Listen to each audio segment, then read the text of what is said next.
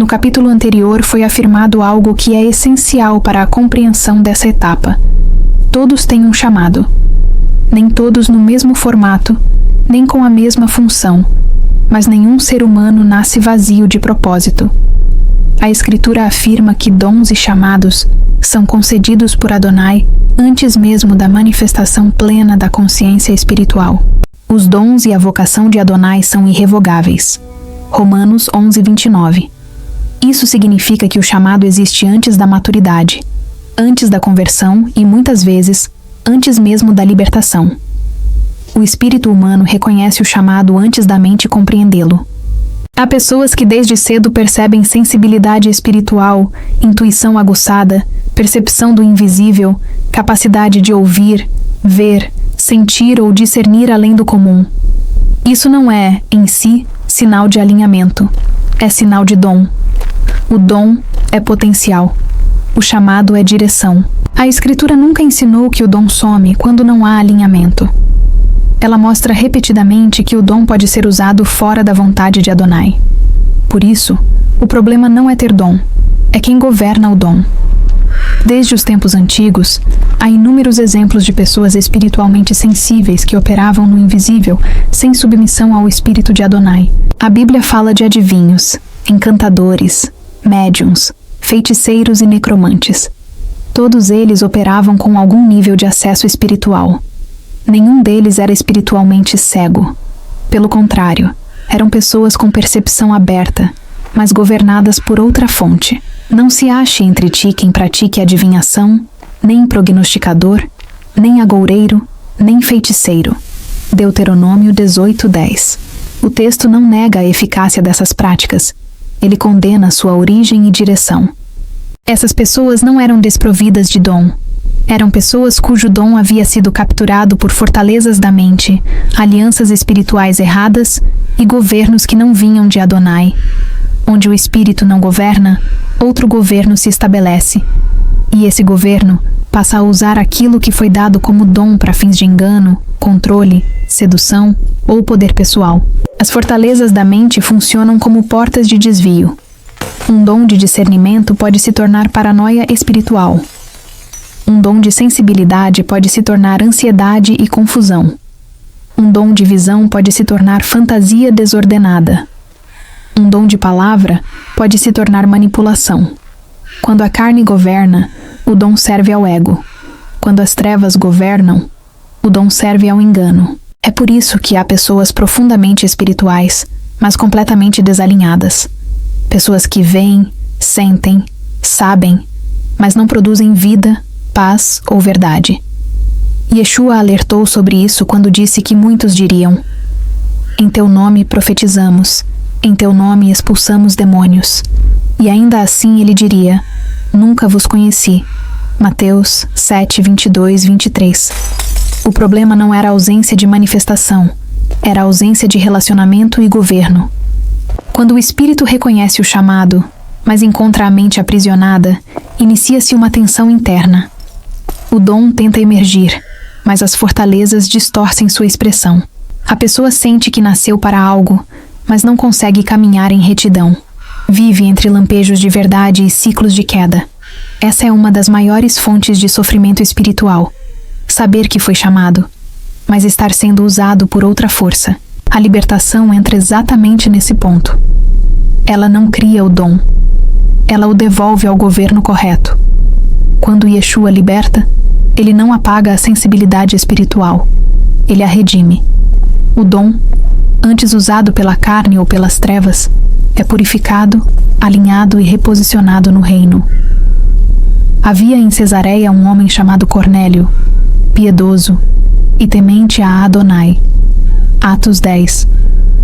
Cornélio já tinha sensibilidade espiritual antes do pleno entendimento, mas foi alinhado quando o Espírito assumiu o governo. Quando o Espírito vence a guerra interior, quando as fortalezas da mente caem e quando as influências enganadoras são expulsas, algo poderoso acontece. O dom encontra repouso. Ele deixa de ser impulso e passa a ser instrumento. Deixa de ser confuso e passa a ser claro. Deixa de servir ao medo, ao desejo ou ao poder e passa a servir ao reino. É nesse ponto que a mesma sensibilidade que antes conduzia à adivinhação passa a gerar discernimento. A mesma capacidade que antes operava no oculto passa a operar na luz. A mesma percepção que antes era usada para controle passa a ser usada para intercessão, palavra de sabedoria, ensino e cuidado. O dom não mudou. O governo mudou. Adonai nunca teve problema com dons. Ele tem problema com tronos ocupados indevidamente. Quando o Espírito governa, o dom encontra seu propósito original. Quando Yeshua liberta, ele não apenas tira o cativeiro, ele reposiciona a identidade. A pessoa deixa de ser alguém espiritual confuso e passa a ser alguém alinhado, consciente e responsável pelo que carrega. Essa é uma verdade que precisa ser dita com clareza. Muitos que hoje operam nas trevas não nasceram para elas. Muitos foram chamados, mas desviados. Muitos tiveram dons reconhecidos cedo, mas foram capturados antes de serem discipulados. Isso não justifica o erro, mas explica o desvio. E também revela o poder da restauração. Quando o Espírito assume o governo, o chamado desperta plenamente. O dom encontra direção. A alma encontra paz. E aquilo que antes era instrumento de engano se torna instrumento de redenção. Antes éreis trevas, mas agora sois luz no Senhor. Efésios 5:8. Não é apenas mudança de comportamento, é mudança de governo. Quando entendemos isso, percebemos que existe uma dimensão da guerra interior que raramente é percebida de imediato. Ela não acontece no comportamento externo, nem começa nas decisões visíveis. Essa guerra se estabelece primeiro no território da mente. Antes que a alma reaja, antes que o corpo se mova, antes que palavras sejam ditas, pensamentos já foram formados, imagens já foram construídas e conclusões já foram aceitas como verdade. É nesse nível que muitas batalhas são perdidas, sem que a alma sequer perceba que entrou em combate. A Escritura chama esse território de fortalezas. Não fortalezas físicas, mas estruturas mentais. Sistemas internos de pensamento que se organizam ao longo do tempo e passam a governar a forma como a alma interpreta a realidade. Paulo descreve isso com precisão quando escreve: porque as armas da nossa milícia não são carnais, mas poderosas em Adonai, para a destruição de fortalezas, destruindo raciocínios e toda altivez que se levanta contra o conhecimento de Adonai, e levando cativo todo o pensamento à obediência do Messias. 2 Coríntios 10, 4, 5. Fortalezas não surgem do nada. Elas são construídas camada por camada, geralmente a partir de experiências de dor, rejeição, abandono, medo ou perda. Um pensamento isolado não é uma fortaleza. Mas quando um pensamento se repete, quando ele se torna uma lente fixa através da qual a alma passa a enxergar tudo, então ele se solidifica. A mente cria caminhos conhecidos, e a alma passa a habitá-los como se fossem morada segura, mesmo quando essas estruturas produzem prisão. Muitas dessas fortalezas nascem cedo. Algumas se formam ainda na infância, quando a alma não tem maturidade para discernir o que é verdade do que é apenas sobrevivência emocional. A mente aprende a se proteger, a antecipar dor, a evitar riscos, a controlar ambientes. O problema é que aquilo que um dia foi mecanismo de proteção pode se tornar mais tarde um sistema de aprisionamento. A fortaleza continua de pé, mesmo quando a ameaça já não existe, e a alma passa a viver em estado de alerta permanente. A carne se alimenta dessas fortalezas. Ela se apoia nelas para justificar reações, decisões e padrões repetitivos. A carne diz: você já sabe como isso termina. Não confie, não se exponha, não espere nada. É melhor se fechar. E essas vozes soam familiares porque ecoam pensamentos antigos, sedimentados, que foram aceitos como verdades absolutas ao longo do tempo. O espírito, por outro lado, confronta essas estruturas, não de forma violenta, mas com verdade. E a verdade, quando se aproxima de uma fortaleza, gera desconforto. Por isso, muitas vezes, a alma resiste à ação do espírito, não porque ama a prisão, mas porque teme o vazio que vem depois da demolição. Derrubar uma fortaleza não é apenas destruir um pensamento errado. é permitir que a alma fique exposta por um tempo, até que um novo fundamento seja estabelecido. É nesse ponto que a guerra entre carne e espírito se intensifica. A carne prefere a prisão conhecida ao risco da liberdade. O espírito convida à renovação da mente, mas essa renovação exige entrega. Paulo escreve: "E não vos conformeis com este mundo, mas transformai-vos pela renovação da vossa mente, para que experimenteis qual seja a boa, agradável e perfeita vontade de Adonai." Romanos 12:2. Renovação não é adição de informação espiritual, é substituição de sistemas internos. É trocar uma lógica por outra, uma fonte de identidade por outra, um centro de governo por outro. As fortalezas da mente não são apenas pensamentos negativos. Muitas vezes, elas se apresentam como convicções rígidas, certezas absolutas, interpretações fechadas sobre si mesmo, sobre os outros e até sobre Adonai. Há fortalezas de autossuficiência, onde a alma acredita que não precisa depender. Há fortalezas de culpa, onde a alma vive eternamente se punindo. Há fortalezas de vitimização, onde tudo é interpretado como injustiça pessoal. Há fortalezas religiosas, onde a mente conhece textos, mas não permite que o espírito transforme o coração. Yeshua confrontou fortalezas constantemente, especialmente as que se disfarçavam de zelo espiritual. Ele não brigava com comportamentos apenas, mas com estruturas internas. Por isso, suas palavras frequentemente causavam escândalo. Ele dizia coisas que desmontavam sistemas inteiros de pensamento. Ouvistes o que foi dito, eu, porém, vos digo. Mateus 5. Essa frase não era apenas ensino moral, era demolição de fortalezas mentais construídas ao longo de gerações. A alma que entra no processo de alinhamento espiritual inevitavelmente se depara com essas estruturas internas. E aqui ocorre um dos momentos mais delicados da jornada, quando a pessoa começa a perceber que muitos dos seus pensamentos mais automáticos não vêm do espírito, mas de fortalezas antigas. Esse reconhecimento, embora libertador, pode ser profundamente desconcertante. A alma percebe que nem tudo o que pensa é verdade, e nem tudo o que sente é direção. É por isso que a Escritura fala em levar cativo todo pensamento. Pensamentos não devem governar a alma de forma soberana.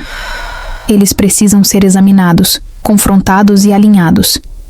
Isso não é repressão mental, é discernimento espiritual. O espírito não anula a mente. Ele a submete à verdade. A mente deixa de ser senhora e passa a ser serva. A guerra interior, então, deixa de ser apenas emocional e se torna espiritual. A alma aprende a identificar quando um pensamento nasce da carne e quando ele nasce do espírito. A carne sempre aponta para o medo, para o controle, para o imediatismo. O espírito aponta para a confiança, para a obediência e para o processo. A carne exige respostas rápidas. O espírito convida à espera. Aquietai-vos e sabei que eu sou Adonai. Salmos 46:10. Quando fortalezas começam a ruir, a alma passa por um período de instabilidade. Antigas certezas caem, velhos mapas deixam de funcionar. É comum sentir confusão, silêncio interno, sensação de vazio. Mas esse vazio não é abandono, é espaço sendo preparado.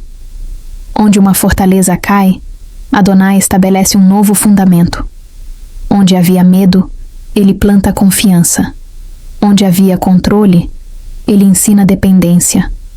Onde havia mentira, ele revela a verdade. A cruz de Yeshua é o maior símbolo da destruição das fortalezas da mente humana. A cruz confronta a lógica da carne, que busca poder, reconhecimento e autopreservação. A palavra da cruz é loucura para os que perecem, mas para nós, que somos salvos, é o poder de Adonai. 1 Coríntios 1:18. A cruz desmonta a ideia de força como domínio e redefine força como entrega. Ela derruba a fortaleza da autossuficiência e estabelece o fundamento da graça. A mente, quando não renovada, tenta viver a vida espiritual como desempenho.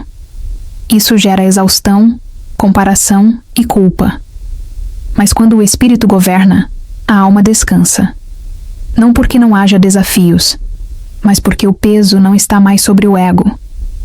Vinde a mim todos os que estáis cansados e sobrecarregados, e eu vos aliviarei. Mateus 11, 28. Esse descanso não é físico apenas, é mental, emocional e espiritual. A jornada de cura da alma passa inevitavelmente pela reeducação da mente. Não é possível viver alinhado espiritualmente mantendo sistemas internos que contradizem a verdade das Escrituras.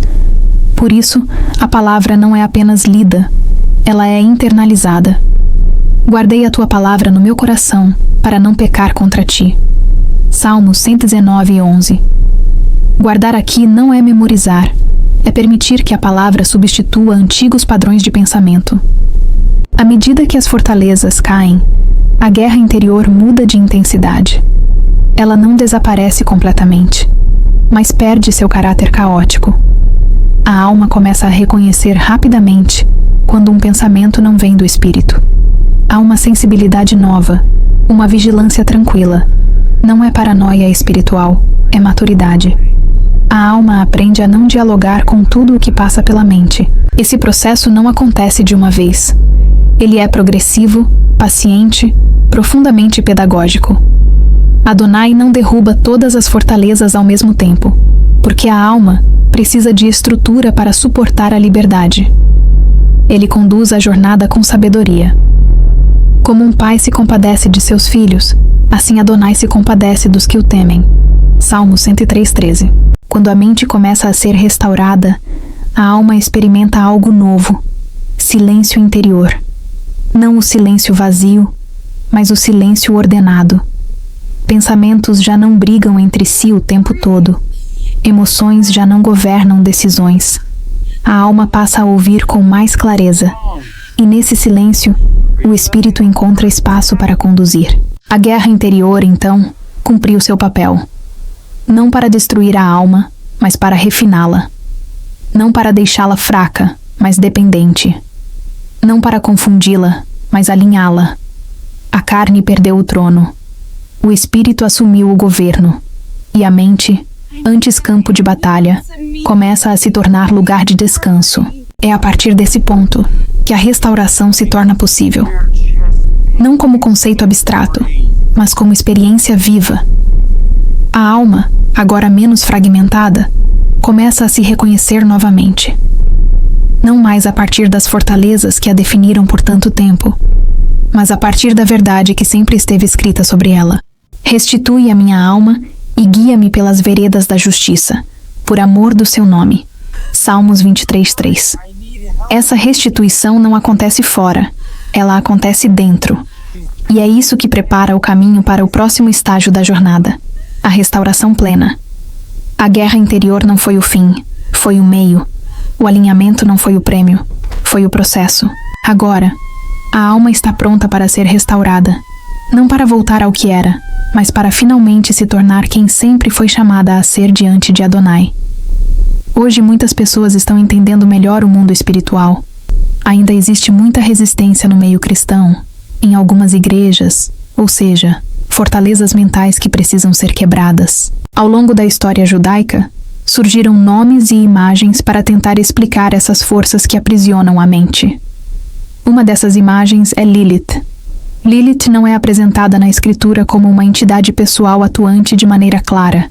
Precisa de entendimento histórico, pois ela aparece como deusa em várias culturas e tradições posteriores, e pensamento rabínico, para representar algo que a Bíblia descreve de o poder da sedução desordenada, da autonomia sem aliança, do desejo que governa a mente e rompe limites. Dentro dessa tradição, Lilith não é apenas vista como uma figura feminina, mas como um princípio de caos ligado à mente, à sedução, à rebelião contra a ordem e à recusa da submissão à estrutura estabelecida. Por isso, muitos textos antigos a associam ao domínio mental, à distorção do desejo e à quebra da identidade. Não como alguém que possui, mas como algo que influencia. Não como revelação divina, mas como tentativa humana de dar linguagem a um fenômeno espiritual real. A mente tomada pelo engano. Lilith trava uma guerra para corromper o DNA humano. Ler o livro Protocolo de Lilith, por David Rebolo.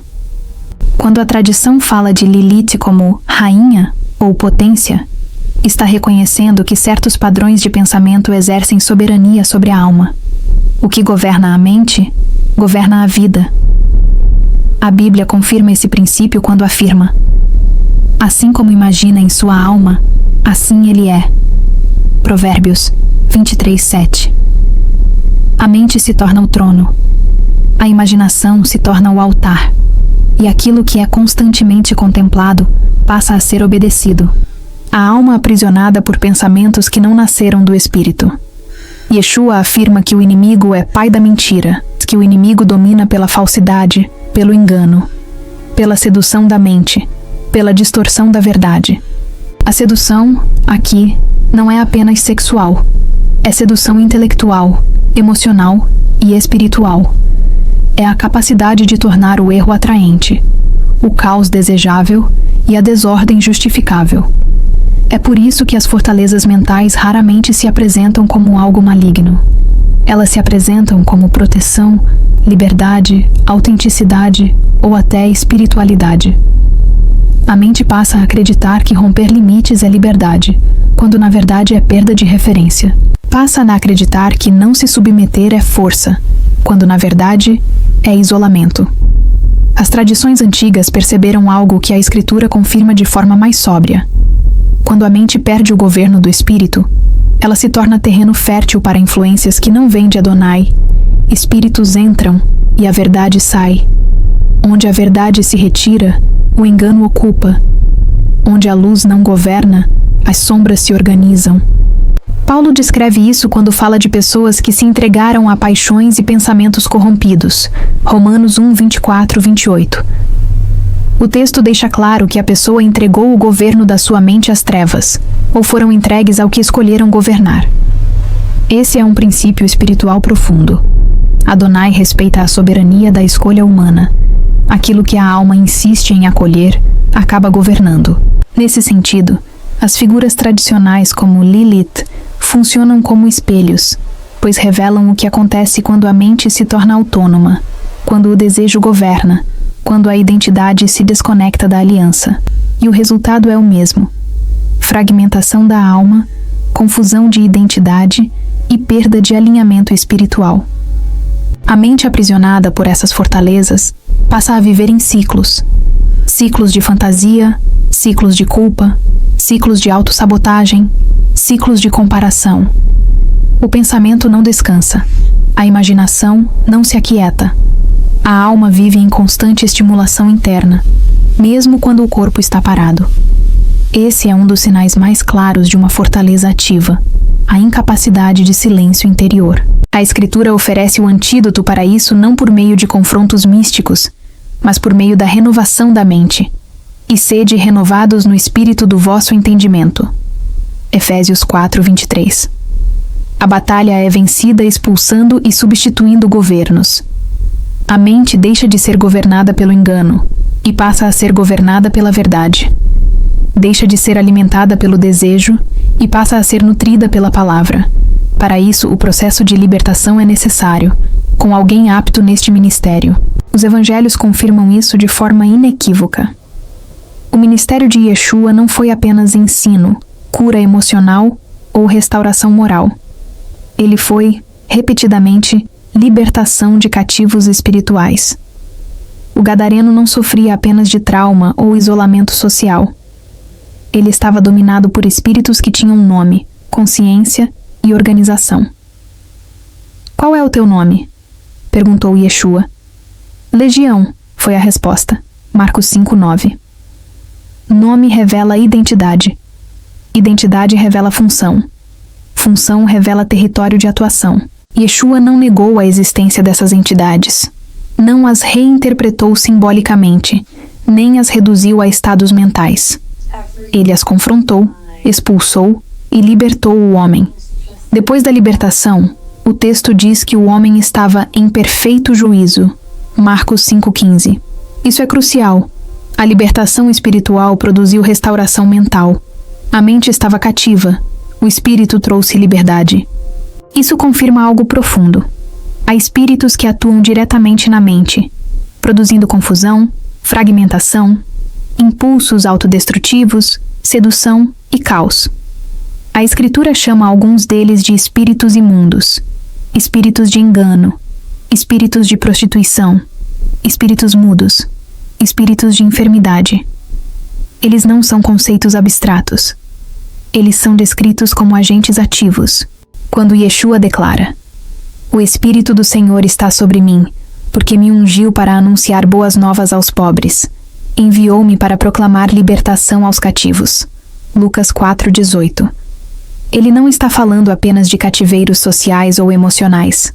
Ele está citando Isaías, que fala de prisões espirituais. Cativos não são apenas pessoas tristes, são pessoas aprisionadas por forças que não controlam.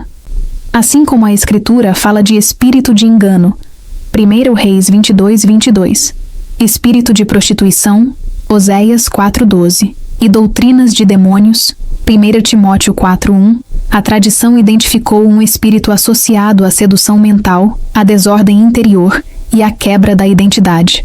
Esses espíritos não criam fortalezas do nada. Eles se aproveitam de brechas, traumas, pecados não tratados, alianças emocionais, fantasias recorrentes e dores antigas se tornam portas. Uma vez dentro, a atuação não é sempre ruidosa.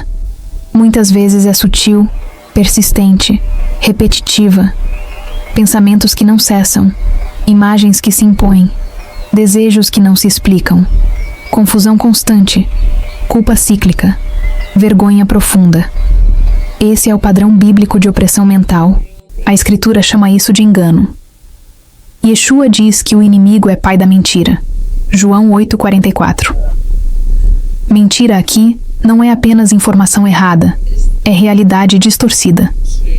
O espírito enganador trabalha para que a alma acredite que o caos é normal, que a sedução é identidade, que a escravidão é liberdade. É assim que fortalezas são mantidas. Por isso, Paulo insiste que pensamentos precisam ser levados cativos à obediência do Messias. Não porque pensamentos sejam neutros, mas porque nem todo pensamento nasce da alma. Alguns são semeados, alguns são sugeridos, alguns são insistentes demais para serem naturais. A Escritura nunca tratou a mente humana como um espaço isolado do mundo espiritual. A libertação, no ministério de Yeshua, sempre produzia clareza mental, ordem interior e restauração da identidade. O homem liberto passa a saber quem é. A mulher liberta passa a se posicionar. A alma liberta passa a descansar. Onde o espírito de Adonai está, aí há liberdade. 2 Coríntios 3:17. Liberdade não apenas para escolher, mas para pensar sem opressão. Isso não significa que todo conflito mental seja possessão, mas significa que nem todo conflito mental é apenas psicológico. A Bíblia sustenta as duas realidades: a carne, a trauma, a aprendizado emocional. Mas há também opressão espiritual real. Negar qualquer um desses níveis empobrece o discernimento.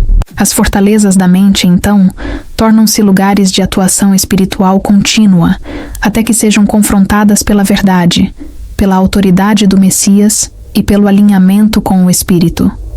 Yeshua nunca ensinou seus discípulos a ignorar espíritos, mas a exercer autoridade com sobriedade. Em meu nome expulsarão demônios. Marcos 16:17. Isso não é espetáculo, é parte do reino. Quando essas atuações são confrontadas, algo acontece. O barulho interno cessa. A mente silencia. A alma respira. Não porque pensamentos desapareceram, mas porque o governo mudou. O trono foi retomado. A guerra interior, portanto, não é imaginária. Ela é real, espiritual e decisiva. Há espíritos enganadores. Há nomes, há funções, há territórios, e há a libertação verdadeira em Yeshua. Ele não veio apenas para ensinar a conviver com prisões internas, mas para rompê-las. E quando os cativos são libertos, a restauração começa. Não superficial, não emocional apenas, mas profunda. A alma volta a reconhecer sua identidade. E o Espírito de Adonai passa a governar onde antes havia caos. Isso não é doutrina nova. É evangelho vivido. É reino manifesto. É libertação real. Ore comigo. Adonai, neste momento nós aquietamos tudo o que está dentro de nós. Silenciamos os pensamentos que correm, as vozes que confundem, as memórias que ainda pesam no coração. Entregamos a Ti a nossa mente. Onde houve confusão, estabelece luz. Onde houve fortalezas, estabelece verdade. Onde houve medo, estabelece descanso. Entregamos a Ti a nossa alma, com suas feridas, suas perguntas, seus cansaços e também seus chamados. Recebe-nos como estamos e alinha-nos com quem fomos criados para ser. Yeshua, reconhecemos o Teu governo. Nada mais governa nossos pensamentos. Nada mais ocupa o trono do nosso interior. Teu Espírito é bem-vindo para ordenar, curar e conduzir. Se houve lugares onde a carne dominou, se houve espaços onde o engano encontrou acesso, nós rendemos tudo a Ti agora. Toma o que é Teu. Restaura o que foi ferido. Guarda nossa mente em Tua paz. Nós descansamos em Ti, Adonai. Confiamos em Ti. E seguimos em paz, sabendo que Tu és fiel para completar a obra que começaste em nós. Amém.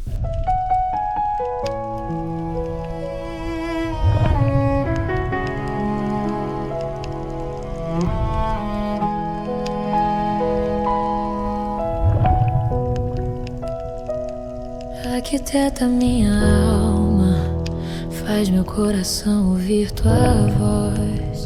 No silêncio eu te encontro, Tu és meu descanso, Adonai. Quando os pensamentos gritam e a mente quer me levar, eu lembro da Tua presença que me chama a confiar. Eu paro, respiro e espero em Ti. Minha ansiedade se curva aqui. Aquieta minha alma, Yeshua. Guarda minha mente em Tua paz.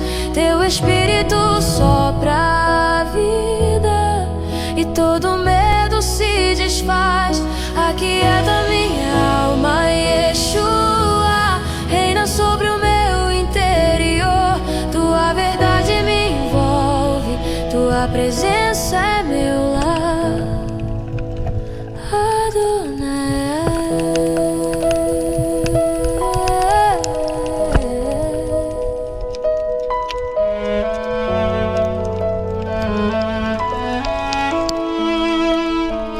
Tu conheces meus caminhos antes mesmo de eu falar. Tu sondas pensamentos e me ensinas a descansar. Não vivo pelo que sinto, nem pelo que posso ver.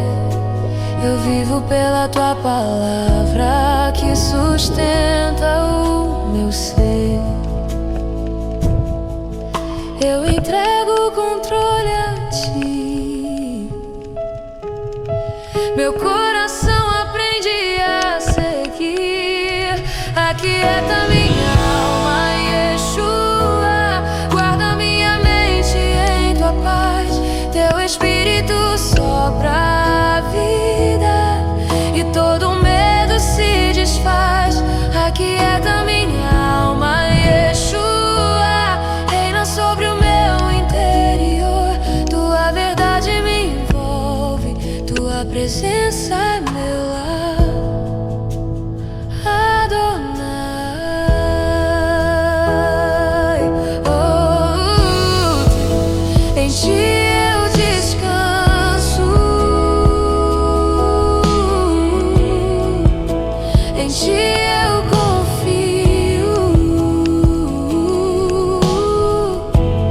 Adonai, meu refúgio, meu esconderijo.